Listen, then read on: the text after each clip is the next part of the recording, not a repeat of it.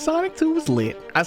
I would go watch that joint again right now. Colors and how they use light in this movie, bro. They spent all the money on this joint. It really felt world ending, but it was more just was like, come on, man, like get me into the end game. That's where I want to be. And it showed that they really just had an understanding of who all of these characters are, right? You gotta remember, bro, this is a kid's movie. Eggman has become a superpower, you know, because he just basically turned into Magneto. Man, did it lead to something amazing. That is freaking gold.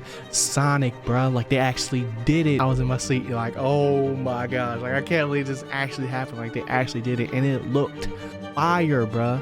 Yo, what's going on, team? It's your boy G, and man, Sonic 2 was lit. I gotta let y'all know, man, like I know Sonic is just like, you see it and you're just like, oh, that's a kid's movie, I don't need to go see that. No, bruh, you need to go see it. I know all y'all grew up on Sonic, playing Sonic games, and maybe the first movie wasn't your cup of tea, bro, but bro, Sonic 2 is it, bro. Sonic 2 was freaking lit. Now, it's not the perfect movie, but if you're on the fence, man, I gotta let you know right now, you need to go.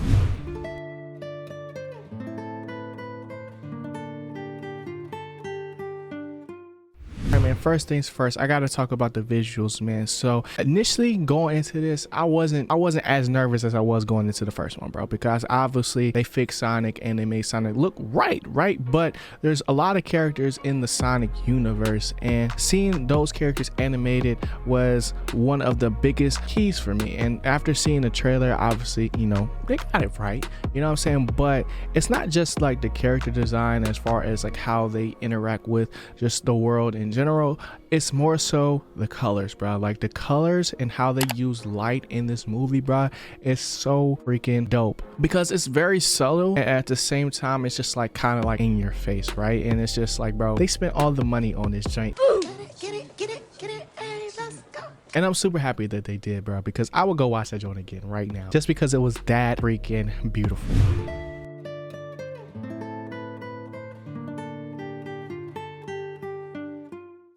All right, man, let's get into somewhat of the meat and potatoes of things. Let's talk about the plot. Now, to start off, I was super curious on how they were going to basically bring Eggman back, right? Because initially he got sent to the Mushroom Planet, and I was just like, bro, ain't no way he's going to be able to find his way back. But the way that they set it up to where it was like a perfect introduction to not only Knuckles, but also it established this dynamic duo and this partnership that set us up for a really good story. And I was pleasantly surprised that it wasn't like a mind control type of gimmick because of what happened in his backstory. It made for a way better introduction to like such a major character. And then obviously Jim Carrey as Eggman is always going to be hilarious, even though I peeped what he said about Will, but I ain't gonna talk about that right now. Be waiting for you at 3 o'clock.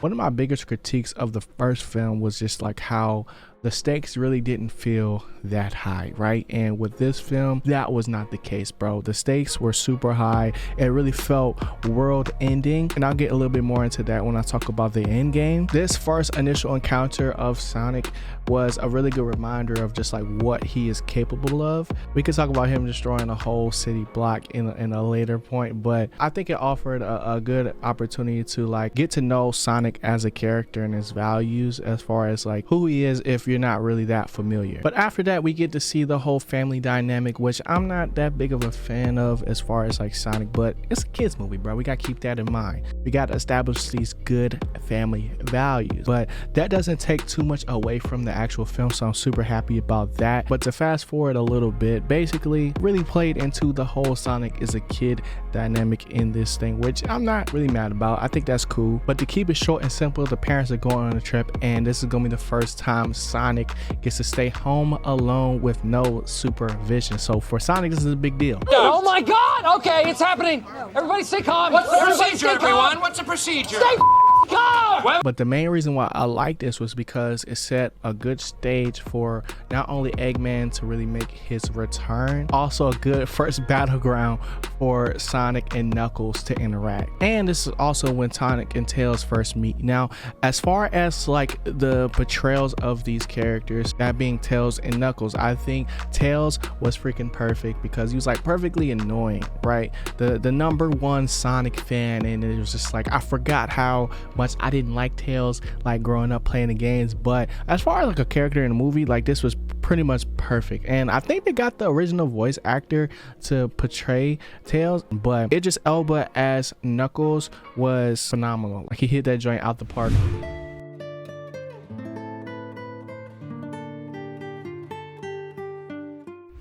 But after that, we get to the main driving force of this movie, that being the emerald, right? You get the whole lore dump of how the emerald came to be and kind of get more of an origin story for not only Knuckles, but Sonic when it comes to this legendary rivalry that has gone on for generations and generations prior to Knuckles and Sonic. So I think that was really cool because that was the first time I done seen that like really broke down in a very cinematic way, but also in a way that's just like easy to comprehend and you just understand what is the whole mission right now. But after this moment, that's kind of where things kind of get a little bit derailed. Like I think that they did a good job with, you know, bonding Sonic, Tails, and Knuckles throughout the movie, but there was portions of it where I was just like, okay, this is funny, right? I think the movie is funny, but it was just kind of whack in a sense to me now. But remember, this is a freaking kids movie. I still enjoyed it, but I was just like, okay, like I get what's happening right now. But me, I want to get to the end game, bro.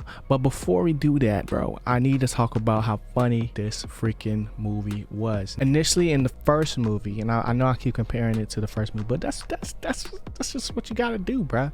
The first movie, Jim Carrey carried, right? In this movie, everybody was funny except Tom, but Tom is not supposed to be funny. He's supposed to be the dad. Other than him, bro, everybody has some really good lines. Now, I think the whole wedding aspect of the movie was kind of like a distraction, but it was like a necessary one because we needed not necessarily a break, but we needed time to start progressing, to give them time to really establish like the gravity of the situation. One thing that I think they need to do a little bit better job of, which will most likely happen in the third movie, is establishing like how the government plays a factor into this, because at this point none of that really seems that real. I won't say that they're non-factors, but it's just like a stepping stone, right? Like obviously they're only here to be used as a plot device to get us to the next scene or the next portion of the story, but it was more just as like, come on man, like get me into the end game. That's where I want to be. But before we do that, we got to talk about the heist scene. Like bro, this movie had everything, like literally everything that you could want from a Sonic movie, and it showed that they really just had an understanding of who all of these characters are, right? Because at this point in the movie, Knuckles and Eggman not necessarily struggle, but have a hard time getting to the main chamber of this temple, but then 2 seconds later Sonic just makes it look easy. Granted, he did fall through the floor, but I think that was pretty funny. But I also think this was a very crucial moment in the movie because this is kind of where Knuckles and Sonic have their moment. You gotta remember, bro, this is a kids movie, but now we're here at the time we've all been waiting for, the freaking end game, bro, because Eggman has become a superpower by absorbing the emerald, and I don't think I've ever really seen him do this in any other game specifically. I've seen him like use the emerald to like put it into a machine, but to actually become the emerald and embody all that power, I wasn't expecting that. So that giant really had me hyped. But for me, I was looking for the machine, bro, and the freaking Megazord, and they gave me one, bro. So I was super geeked to get into that, just because it let us see what Eggman was actually capable of, you know, because he just basically turned into Magneto. The shade of green and the colors of that and his suit and how everything just changed, and even his mood, you know, it just lends to just how good Jim Carrey is at embodying the characters. But I think the end game was amazing because it really gave us some actual like Sonic feats that traditionally in like a comic book or a video game, I won't say it's hard to really visualize those things, but like the things that Sonic can do, because things happen so fast, it's like, how are you really going to show that, right? But I think they did a good job because this was like the first official team up between Tails, Knuckles, and Sonic, and you get to see how like just their different character dynamics as far as their personalities play into how they move. So that was really enjoyable to watch. But the actual execution of the plan was, to me, a little bit lackluster. Like we had this whole build up. I don't want to say like I would have kind of wanted more, not necessarily like an anime ending where enemy just gets obliterated, but Knuckles punching Eggman and then the emerald kind of just like floating out of him, I think that was kind of whack. But man, did it lead to something amazing, bro. And this was one of the things that I was really looking forward to seeing if they were actually going to implement in this movie, and that is freaking gold. Sonic, bro, like they actually did it. Wow, this is my dream. The way they set it up was like a perfect moment, right? And Sonic finally doing what Sonic does when he gets all the freaking emeralds and becoming the ultimate power, bro. I was in my seat like, oh my gosh, like I can't believe this actually happened. Like they actually did it, and it looked fire, bro. And just how saucy he was with it, right? Like and the way that the fight actually ended in like the most satisfying way, had me like, oh my gosh, this show was perfect, right? But obviously it's not perfect, but had me like, oh yo, they went crazy. Like I was just like, bruh, ain't no way they just did that. Cause like when I tell you it was perfect Sonic feats, and when I say feats, I'm just saying like things that I would think Sonic would be able to do, he's actually able to do it. That's the power of freaking animation. But man, this joint was freaking dope, bro. Initially coming out of the theaters, bro, I was like, oh, 10 out of 10. 10 out of 10, bro. Like I'd go see it again right now. But that's why we sit back and we reflect. I'm gonna be real, bro. Even then, I was still like, this joint might be a 10. But as far as like a kid's movie, like when I look at it from that lens, I would give it a 9, right?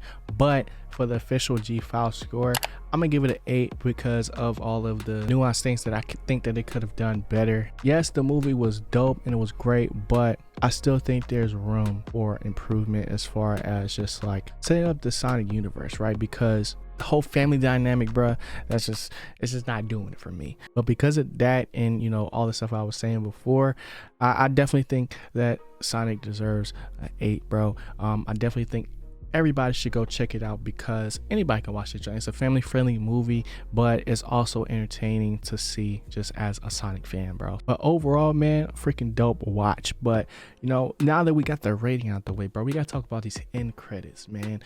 Because like I said earlier, man, like the government was pretty much a non-factor in the first 2 movies. Now they really about to get in their bag. Like they got in their bag in this movie, but this is going to take it to a whole nother level because Project Shadow has freaking arrived, bro. Shadow is coming to the next movie. And when I saw that, bro, I was like, yo, like they won, bro.